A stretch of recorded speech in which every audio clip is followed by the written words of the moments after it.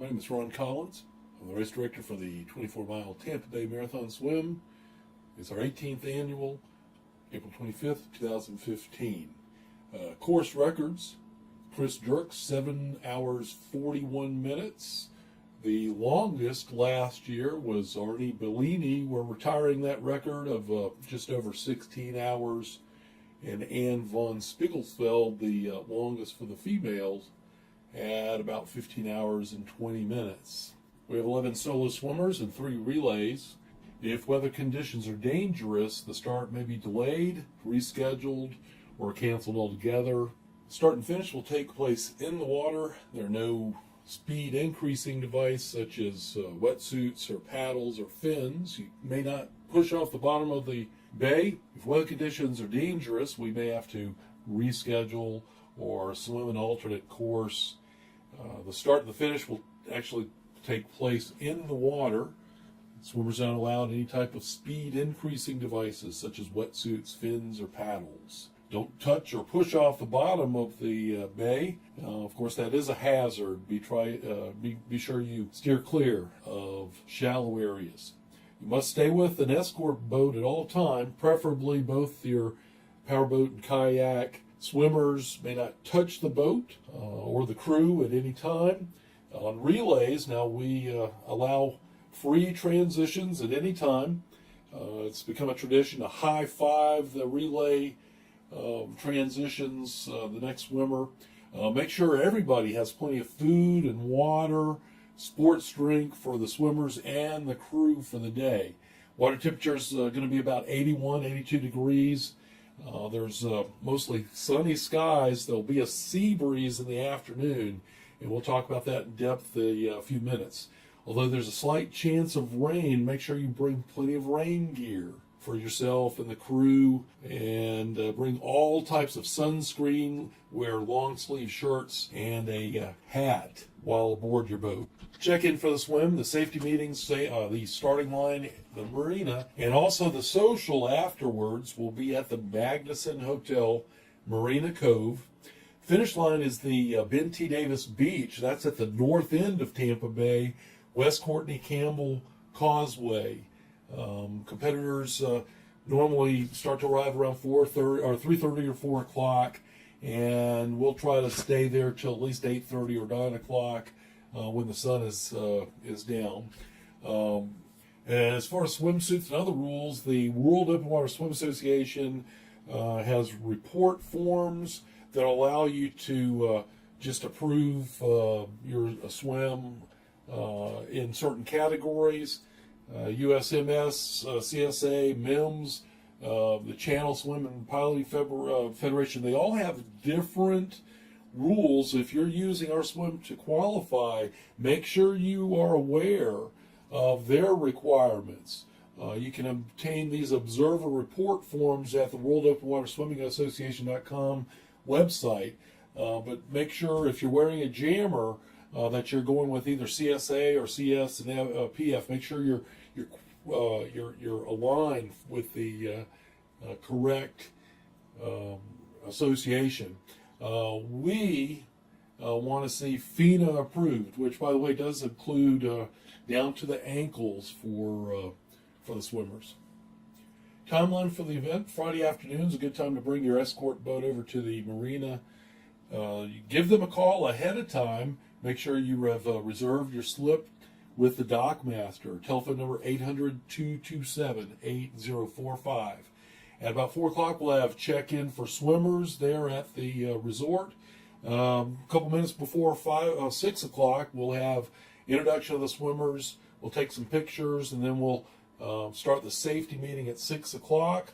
We hope it lasts about 45 minutes, and then we'll have certain groups headed up by our expert kayaker, swimmer, nutritionist, boaters, and then social hour out at the Nipa Hut right down there on the starting line. At night, make sure you've checked your gear, your batteries, all your supplies. Make sure that everything's charged, your phones, marine radios, your cameras. Saturday morning, we get here early, 5:30, 6 o'clock is not too early. We'll have a final check-in. We'll clear the starting line of all power boats about quarter till 7 o'clock, and we'll have a radio check.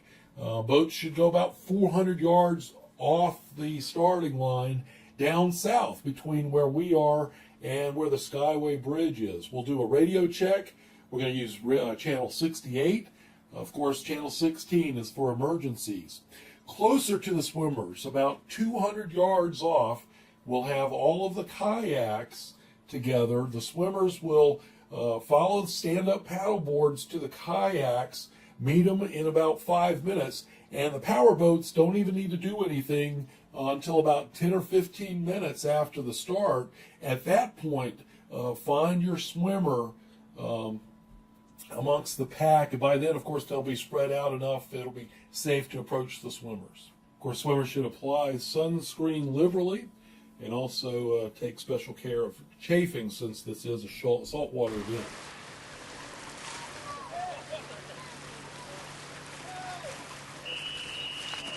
Swimmers start in waist-deep water.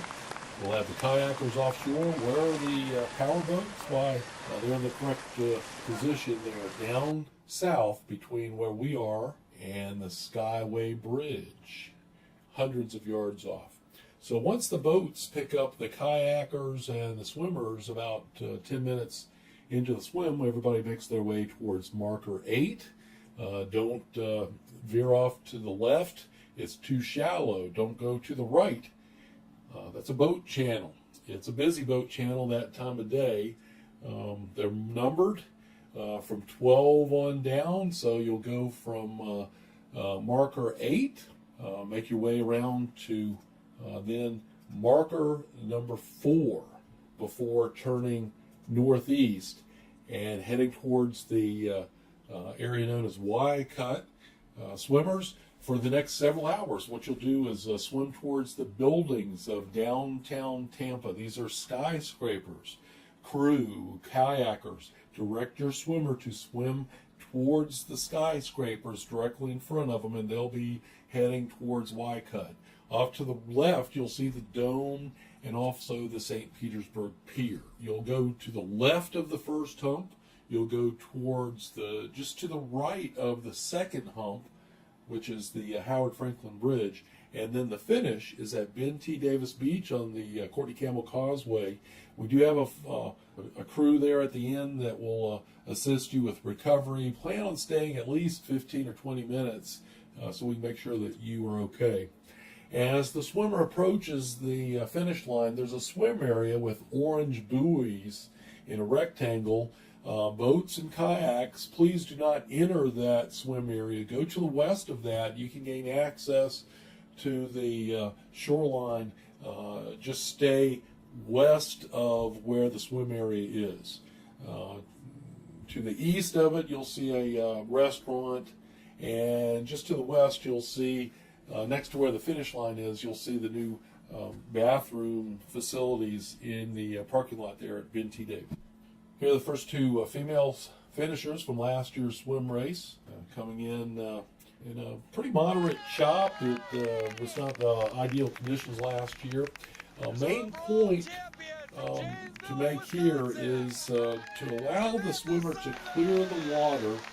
We try to do a pure swim, no wetsuits, no speed increasing devices, and also no assistance while the swimmer is still in the water. So if they're walking across that sandbar at the end and they're in knee-deep water, there's no reason to assist them to the shoreline. Let them do that themselves, because technically we want people to swim from shoreline to shoreline and keep this swim as pure and simple as we can. Once you're at the finish line, you'll be rewarded with the custom-made plaques. This year is one that is inspired by the Salvador Dali Museum, which is in St. Petersburg, Florida. We'll have that finish line open at about 3:30. It'll be manned by Team Windfall and Dr. Mark Smitherman. He was a finisher of this race and also a Triple Crown candidate for the English Channel later on this summer. First swimmers come in around 3:30 or 4 o'clock to Ben T. Davis. Make sure you turn in your flag at the finish line. Now, one of the main reasons we have a meeting on Friday night is to arrange transportation to your final destination. Swimmers and support crews, make sure you plan your post-race transportation arrangements. In worst case scenario, you can call a cab. By about 6 o'clock, we can tell if a swimmer will make it to the finish line. We can make a call to have some of them removed from the water if it looks like the finish is not imminent.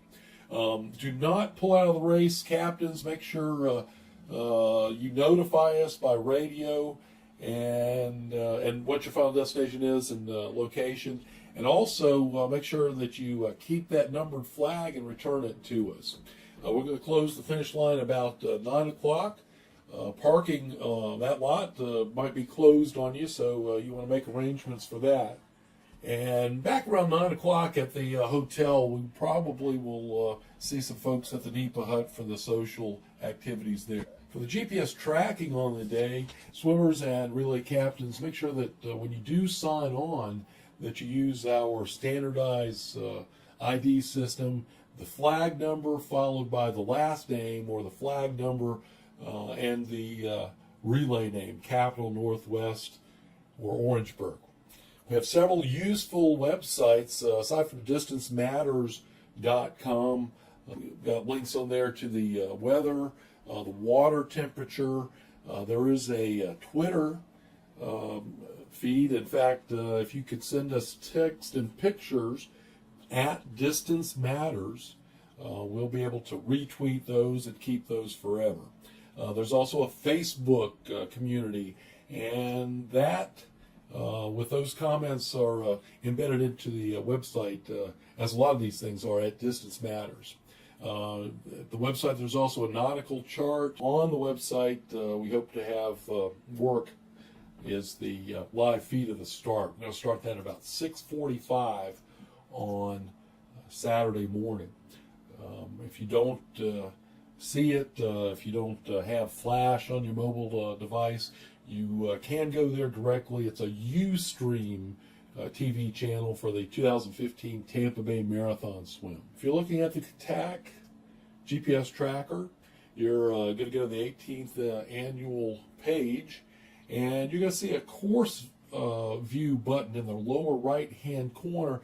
If you go ahead and click that, you'll see the course waypoints marked with the start and the finish right there. There's a slider line across the bottom, a slider bar that will run the race forward and backwards for you. So you can test that and see where everybody's been and catch up or replay it after the fact. If you look in the upper right-hand corner, what you probably want to do is see the satellite image background map. When the swimmers then make their way around Pinellas Point and on their way up the bay, it'll make a lot more sense to you. Why are they going so far offshore here and so close over there? Well, it makes a lot more sense with the satellite view as the background. Now, over on the left-hand side, you're going to see the leaderboard, and hopefully we'll see the flag and the last name of the swimmers. Now, this is not an official account of this race because, after all, swimmers are not wearing the GPS devices. These are what the boaters are doing. But we want to identify these GPS units by the flag number and also the name of the relay or the last name of the swimmer. A couple more pages involved the gear.